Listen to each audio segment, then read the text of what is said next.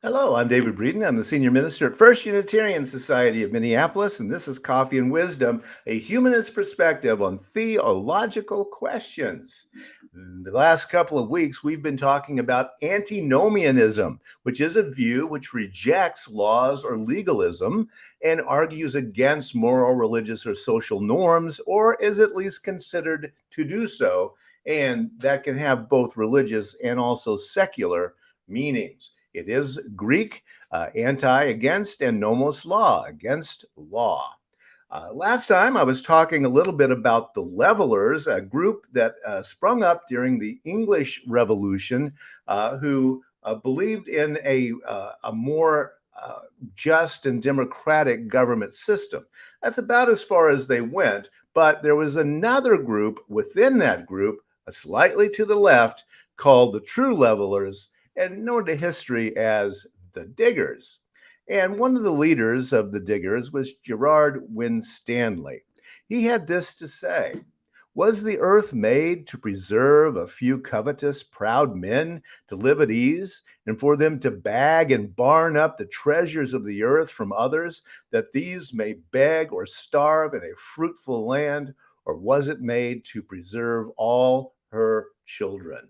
He's going to use a religious argument. God made us all equal at the beginning to attack the social systems of his time.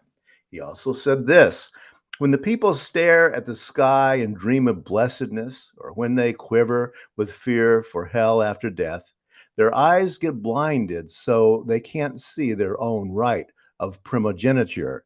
Now, that's a British ism that talks about how the land is inherited. Here he is condemning religion because it makes people stop thinking about their life here on the earth. And they stop seeing the injustice that they are being subjected to. This is from a monument to the Diggers in Wigan, England. Diggers, 1649.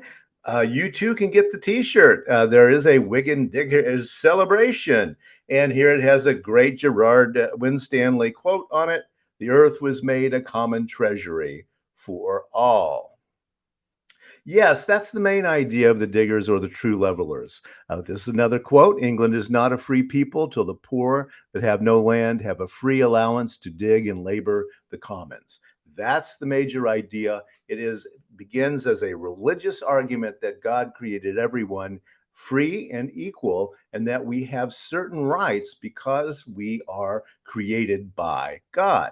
Now, at first, that sounds like good Christianity, right? But it's being used as a way of attacking the social system of the day, and therefore it's being condemned as antinomianism. This was printed in the year 1649 and says this: "A declaration from the poor oppressed people of England, directed to all that call themselves or are called lords of manors through this nation, that have begun to cut, or that through fear and covetousness do intend to cut down the woods and trees that grow upon the commons and waste land. We whose names are subscribed do, in the name of all the poor oppressed people in England, declare unto you that call yourselves lords of manors, the lords of the land, that in regard to the King of righteousness, our Maker, hath enlightened our hearts so far as to see that the earth was not made purposely for you to be lords of it, and we to be your slaves, servants, and beggars, but it was made to be a common livelihood to all, without respect to persons." Often the Diggers are seen as a proto-anarchist or a proto-socialist or communist group because they are talking about a common ownership of all of the land. The Levelers, by the way, are not called levelers because they want to level the class system, although that's what it begins to mean, but rather that they did level, when they could, the hedgerows that were put up to separate property lines during that time period. So the idea is that the earth itself is a common storehouse. We all own it, and you are going against God's will if you fence it off and keep some from the livelihoods they could have.